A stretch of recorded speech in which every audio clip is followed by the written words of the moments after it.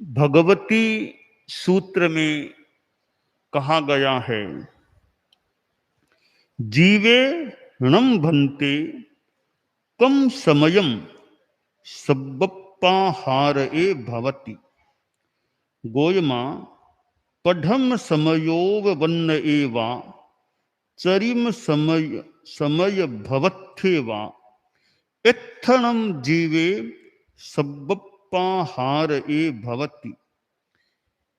प्रश्न किया गया कि जीव सबसे अल्प आहार किस समय करता है। हमारे जीवन के साथ आहार का गहरा संबंध है। हम स्थूल रूप में कवलाहार, ग्रास, कवल के रूप में भोजन लेते हैं और भोजन के बिना लंबे काल तक जिंदा रहना भी कठिन हो सकता है। और उसमें भी फिर पानी का तो और ज्यादा महत्व है जीवन के लिए। अन्न के बिना फिर भी कई दिन आदमी निकाल दे, थोड़ा लंबा काल भी निकाल दे। उसकी तुलना में पेय के बिना, जल के बिना समय निकालना ज्यादा कठिन होता है। तो आहार के ओज आहार, रोम आहार, कवल आहार, मनोभक्ष्य आहार, यूं अनेक प्रकार हैं। आहार के बिना जीवन चलता नहीं है, या स्थूल भोजन की दृष्टि से लंबे काल तक टिक पाना मुश्किल होता है। तो प्रश्न यह किया गया, किस समय सबसे अल्प आहार जीव करता है। उत्तर दिया गया कि यह आहार की सर्वाल्पता उत्पत्ति के प्रथम समय में और जीवन के अंतिम समय में जीव सबसे अल्प आहार करता है।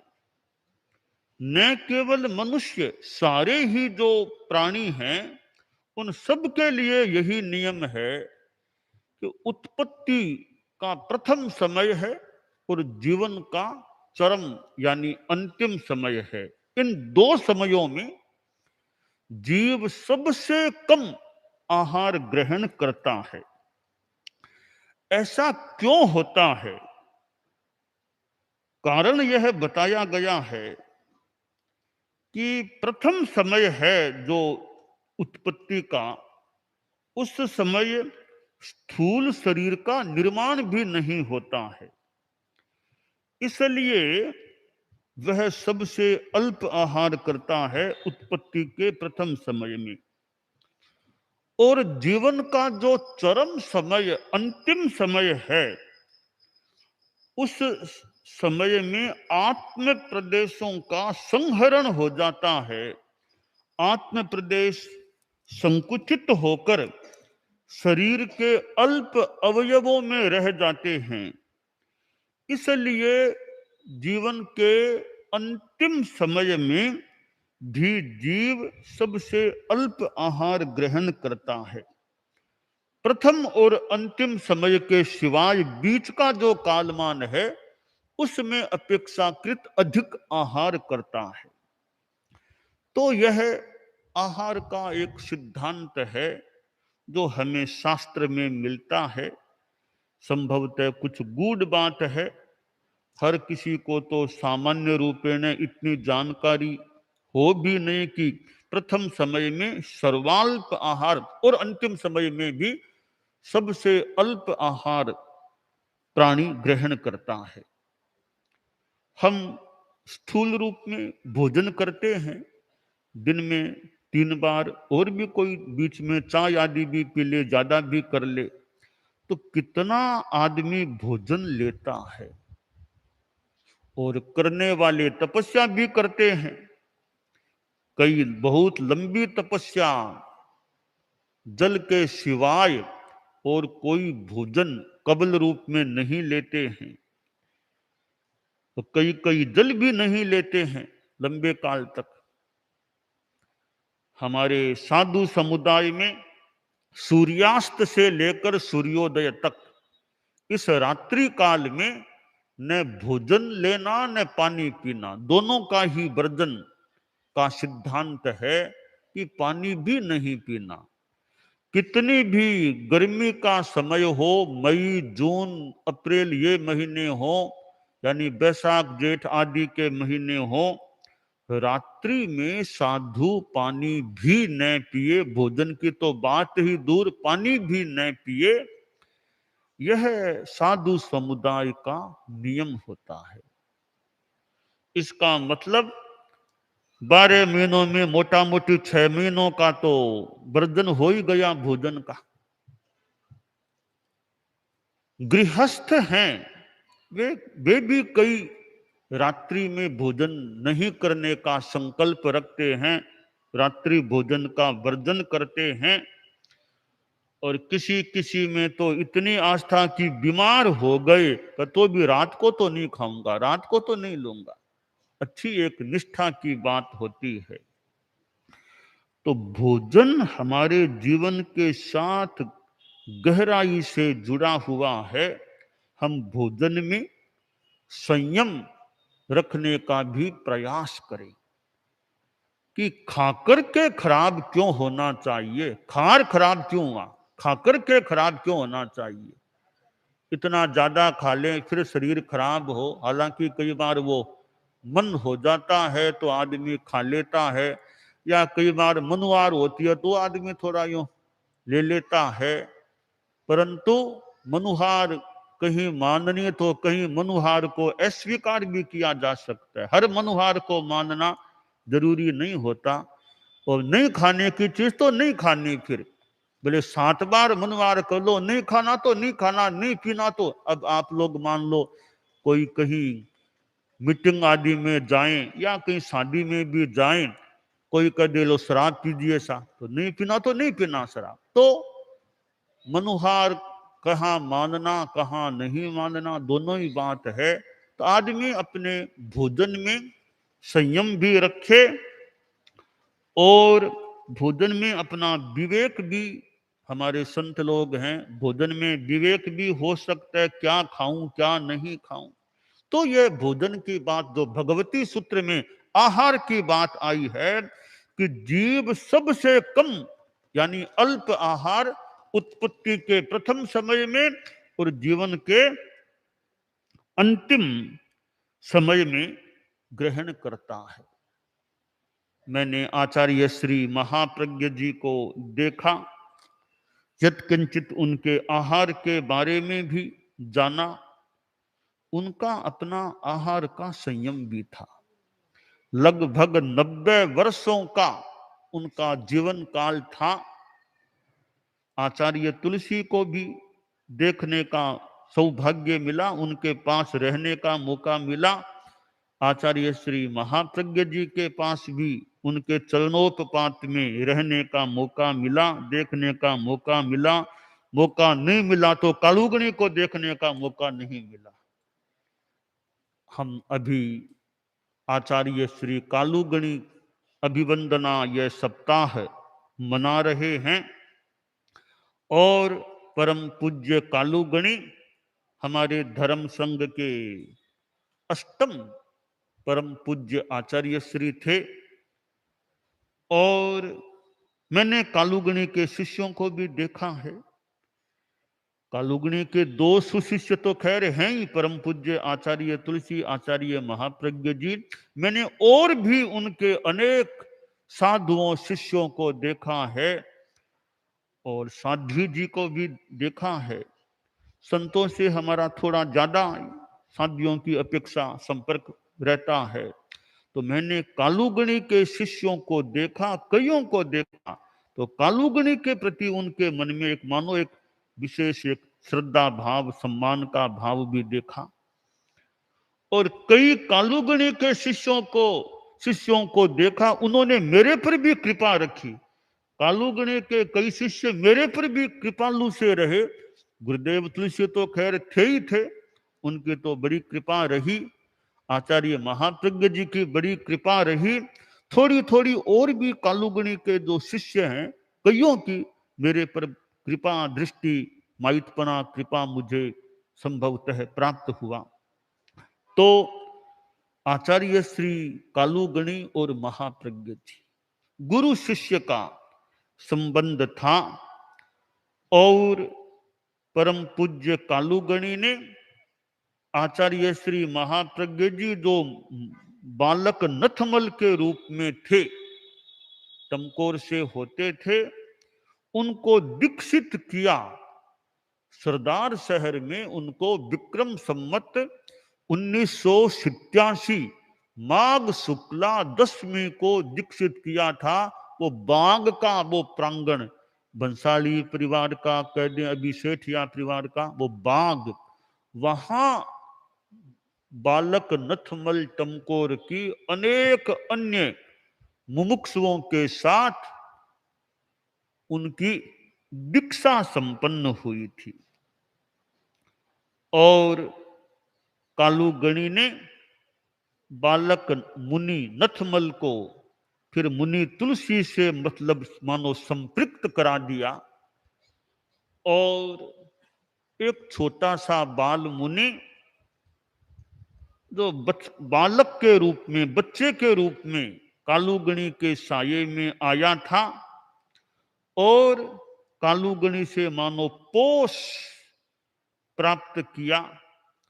आचार्य श्री महाप्रज्ञ जी से ही मैंने संभवतः सुना था कि वो सुबह सुबह वो नाश्ते की इच्छा होती तो मैं कालूगणी के पास जाके खड़ा हो जाता। कालूगणी मुझे देखते, कहाँ लगता है भूख गई है, तो साध्वी जी से कहते, साध्वी, वो सोना जी जो भी नाम था, लाओ श्रावण लाओ, इसके लिए श्रावण लेके आओ, यानी गोचरी करके श्रावण वो नाश्ता लेकर के आओ। तो कह संतों ने कहा, तुम्हारे तो बहुत आसान काम है, थोड़ा सा यूं देखो और कालूगणी तत्काल तुम्हारी व्यवस्था कर देते हैं, नाश्ता मंगवा देते हैं। ऐसा आचार्य श्री महाप्रज्ञ जी से सुना था। यानी कालूगणी की कितनी कृपा रही थी। ये तो खैर एक मुनि थे, और भी कितने संतों पर कालूगणी की वत्सलता कृपा रही होगी। और हो भी क्यों नहीं, छोटे छोटे बालक जो घर परिवार को छोड़कर, माता पिता आदि को जो भी यूं छोड़कर के धर्म संघ में दीक्षित होते हैं, फिर जो बालक बच्चे होते हैं उनकी और विशेष बात है कि बचपन में माँ को छोड़ देना, पिता को छोड़ देना और एक धर्म संघ में यूं दीक्षित हो जाना। हालांकि बाल मुनि नथमल ने तो मानो माँ को छोड़ा नहीं था, माँ को साथ लेकर ही आ गए थे, माँ के साथ आ गए थे, माँ को घर में छोड़ा नहीं था, वो तो धर्म संघ में ही आ गई थी। फिर भी उस रूप में तो माँ दूर हो ही गई, जो वरना रात में भी बच्चा माँ के पास, दिन में भी माँ के पास। तो आचार्य श्री कालूगणी को कई ऐसे शिष्य मिले हैं तो बहुत एक अच्छे रूप में उभर कर सामने आए हैं। अनेक शिष्य हुए, हालांकि ठीक है आचार्य पद पर तो सबके आने की रीत नहीं, पर अपने अपने ढंग से उनके कई शिष्य उभर कर सामने आए हैं। तो आचार्य तुलसी एक उनके सुशिष्य थे, तो उधर आचार्य महाप्रज्ञ जी भी एक मानो कालूगणी के विशेष कृपा पात्रों में संभवतः है। आचार्य महाप्रज्ञ जी यानी बाल मुनि नथमल जी टमकोर का नाम लेने में संभवतः अत्युक्ति नहीं होगी। और कालूगणी द्वारा दीक्षित आचार्य श्री महाप्रज्ञ जी का व्यक्तित्व कैसे निखरा, वो धीरे धीरे हमारे संघ में एक दार्शनिक संत, विद्वान संत के रूप में उभर करके सामने आ गए। और एक विद्वत जगत में मान लो उनके साहित्य की बात, उनका अच्छा साहित्य भी सामने आया। तो वे कालूगणी के द्वारा दीक्षित थे, कालूगणी ने एक बार जब मुनिश्री नथमल जी टमकोर संभवतः पंचमी समिति से आए थे, मुनि तुलसी के साथ आए गए होंगे। मुनि तुलसी तो वंदना करके थोड़े चले गए होंगे, बाल मुनि नथमल जी थे। तो कालूगणी ने कहा, अरे नथु, तुमने 8वां अध्याय सीखा या नहीं? वो जो अष्टाध्यायी का 8वां अध्याय जिसमें प्राकृत व्याकरण है, प्राकृत 8वां अध्याय, जो हेम शब्दानुशासन में संभवतः 7 अध्याय तो संस्कृत के हो गए, 8वां अध्याय प्राकृत की है का है। जिस अध्याय पर यह तुलसी मंजरी जो है वो तो एक प्रक्रिया वाली हो गई, वो मूल जो सूत्र रूप में 8वां अध्याय वो सिखा या नहीं? तो वो प्रेरणा मिली, मानो मानो प्राकृत का भी अध्ययन हुआ। और मैंने संभवतः सुना था आचार्य श्री महाप्रज्ञ जी से, कालूगणी ने मुझे 8वां अध्याय वो सीखने का फरमाया था। अगर वो मैं नहीं सीखता, नहीं पढ़ता, तो आगम कार्य में आज मुझे जो एक सक्षमता या अनुकूलता प्राप्त है वो नहीं सीखता, कालूगणी नहीं प्रेरणा देते, तो मैं कैसे इतना आगे बढ़ पाता। तो 8वां अध्याय वो जो हेम शब्दानुशासनम संभवतः 8वां अध्याय प्राकृत का, 7 अध्याय संस्कृत के, 8वां अध्याय प्राकृत व्याकरण का, क्या प्राकृत भाषा के संदर्भ में है। तो वो सीख लेने से, एक प्राकृत भाषा की सीख ले, फिर अच्छी तरह प्रक्रिया समझ ले, अर्थ समझ ले, तो प्राकृत भाषा का भी यो ज्ञान हो सकता है। और वो 8वां अध्याय आगे जाकर के वो तुलसी मंजरी के रूप में, जो जैसे कालू कौमुदी है वो तो संस्कृत व्याकरण की है, तुलसी मंजरी है वो प्राकृत व्याकरण की है। तो यह तुलसी मंजरी संभवतः आचार्य महाप्रज्ञ जी ने बाद में तुलसी मंजरी का निर्माण कर दिया। तो यह कालूगणी की प्रेरणा मुनिश्री नथमल जी टमकोर को मिली, और वे कैसे हमारे धर्म संघ में कितने विद्वान मुनिवर के रूप में सामने आ गए। फिर वो हमारे धर्म संघ में निकाय सचिव बन गए। आचार्य तुलसी ने मुनिश्री नथमल जी टमकोर को निकाय सचिव के रूप में महत्वपूर्ण स्थान दिया था, और फिर वो युवाचार्य के रूप में प्रतिष्ठित किए गए, और फिर वे आचार्य के रूप में स्थापित किए गए। आचार्य तुलसी ने अपने जीवन काल में स्वयं ने आचार्य पद का परित्याग या विसर्जन किया, और अपने युवाचार्य को आचार्य के रूप में अभिषिक्त कर दिया। तो दोनों ही कालूगणी के सुशिष्य थे, कि आचार्य तुलसी कालूगणी के सुशिष्य, आचार्य महाप्रज्ञ जी भी कालूगणी के सुशिष्य। आचार्य महाप्रज्ञ जी को 2 गुरुओं के पास रहने का मौका मिला, परम पूज्य कालूगणी के पास, और फिर लंबे काल तक आचार्य तुलसी के सानिध्य में रहने का मौका मिला। और हमारे धर्म संघ में दोनों कालूगणी के सुशिष्य हैं, वो 2 ध्रुव हैं। 2 ध्रुव कैसे? दोनों ही कीर्तिमान हैं। दोनों कीर्तिमान कैसे हैं? जैसे भगवती सूत्र में आया कि सबसे अल्प आहार जीव कब करता है, तो इसी तरह सबसे अल्प आयुष्य में आचार्य बनने वाले तो आचार्य तुलसी थे। सबसे लंबे बड़ी उम्र में आचार्य बनने वाले आचार्य महाप्रज्ञ जी थे। कि मानो आचार्य महाप्रज्ञ जी बहुत बाद में आचार्य बने, उसकी कसर आचार्य तुलसी ने पहले ही निकाल दी। वो इतने छोटी उम्र में आचार्य बन गए, जितने वे छोटी उम्र में बने उतने ही वे लंबी उम्र में आचार्य महाप्रज्ञ जी आचार्य। दोनों का आचार्य काल मिलाएं तो एक ठीक व्यवस्था बैठ सकती है। आचार्य तुलसी करीब 60-61 वर्षों तक वो गणाधिपति काल को मिला करके रहे। तो दोनों अपने अपने ढंग से कीर्तिमान हैं। पर यह भी एक विशेष बात, आचार्य महाप्रज्ञ जी बड़ी उम्र में आचार्य बने, उसके बाद भी उन्होंने अपने ढंग से, वृद्धावस्था आ गई थी शरीर के हिसाब से, तो धर्म संघ को नेतृत्व दिया, जो आगम आदि का कार्य भी आगे बढ़ाया। इतना ही नहीं, यात्रा भी कर ली। जीवन के 9वें दशक में वे मुंबई पधार गए थे। जीवन के 9वें दशक में ठेठ कहाँ लाडनू आदि से मान लिए मुंबई की, गुजरात की, महाराष्ट्र, कहाँ खानदेश पधार गए, मध्य प्रदेश मालवा पधारे, दिल्ली पधारे, हरियाणा पधारे, पंजाब पधारे, कितने स्टेट से उन्होंने जीवन के 9वें दशक में स्पृष्ट किए थे, प्रवास किया था। इतनी बड़ी उम्र में आचार्य बनना, और फिर भी जो उन्होंने काम किया वो उनका नियति का योग, उनको आयुष्य भी लंबा मिला, 90 वर्ष का लगभग का उनको कालमान मिला। तो ऐसे आचार्य महाप्रज्ञ जी जो हमारे धर्म संघ के विलक्षण आचार्य थे, विलक्षण आचार्य थे। पहली बात कि अपने गुरु के सामने आचार्य के रूप में विराजित होने वाले हमारे धर्म संघ के पहले ही आचार्य थे, कि गुरु भी जीवित हैं, विद्यमान है, और उनके सामने वे आचार्य बन गए। ऐसा पहला ही प्रसंग है, आज तक का पहला और अंतिम है आज तक का, कि कोई अपने गुरु के सामने आचार्य बने हो। तो यह विलक्षणता थी। और आगम कार्य में उन्होंने जिस प्रकार से जो योगदान दिया वो महत्वपूर्ण है। आज ये भगवती सूत्र मेरे हाथ में, ऐसे कितने हमारे आगम हैं, इन आगमों के इस रूप में सामने आने में परम पूज्य आचार्य महाप्रज्ञ जी का बड़ा योगदान है। उनके पास इतना ज्ञान था, वैदुष्य भी था, वो कार्य में अपना समय भी लगाया था।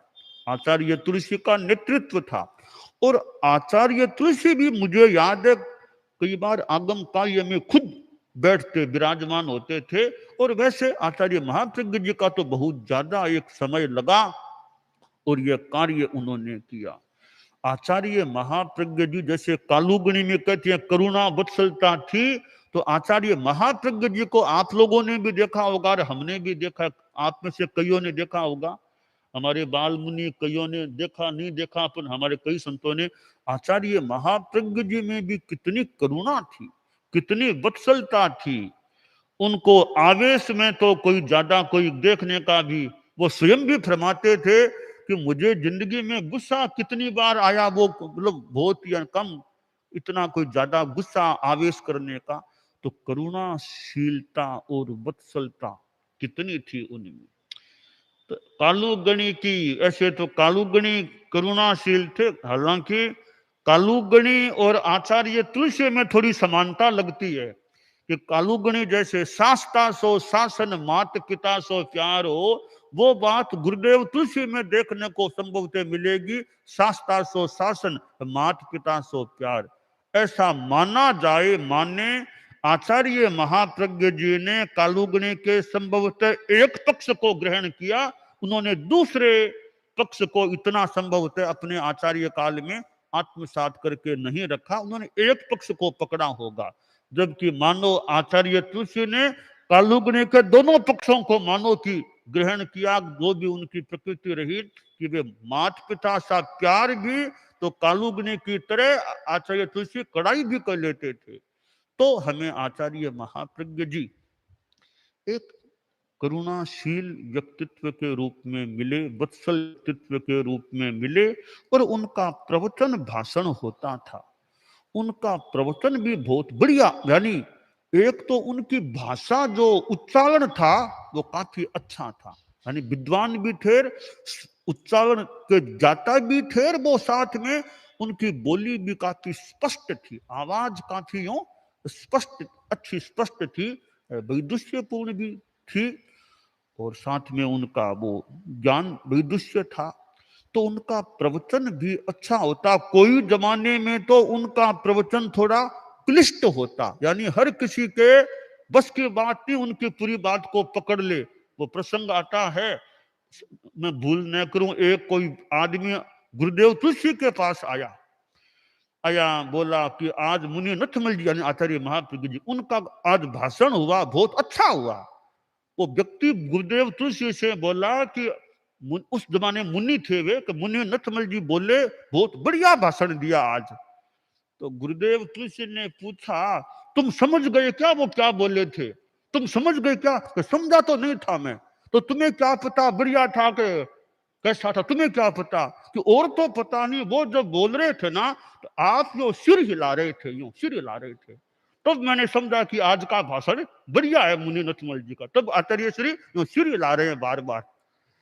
तो उनके भाषण को समझना कईयों के लिए, मानो कि उनका भाषण होता तो लोगों के लिए नींद का समय मानो शुरू हो जाता। अब नथमल जी बोल रहे हैं, क्या पल्ले पड़ेगा, बोले नींद। ऐसी सी बात थी। बाद में मैंने सुना है आचार्य तुलसी ने उनको थोड़ा हिंट दिया कि देखो नथमल जी, अब थोड़ी भाषण की शैली को थोड़ी जनभोग्य बनाओ, आम जनता समझ सके ऐसी बनाओ ताकि जनता आसानी से पकड़ सके। लगता है फिर उन्होंने परिवर्तन किया अपने भाषण की शैली में। उनके भाषण में देखे कहानियां, छोटी छोटी कहानियां, बातें आती। फिर आमतौर से आम जनता भी उनके प्रवचन को, भाषण को यूं मानो पकड़ने लग गई, समझने लग गई। तो कालूगणी के द्वारा दीक्षित परम पूज्य युग प्रधान आचार्य महाप्रज्ञ जी, जो अनेक अवदान देने वाले थे, प्रेक्षा ध्यान में कितना उनका योगदान, इधर जीवन विज्ञान की बात है, इधर आगम संपादन की बात, ऐसी कई बातें हैं। तो परम पूज्य कालूगणी और महाप्रज्ञ जी हमें कालूगणी से दीक्षित ऐसे आचार्य प्राप्त हुए, और जिन्होंने हमारे धर्म संघ की इतनी सेवा की, मानवता के लिए भी मानव कार्य किया।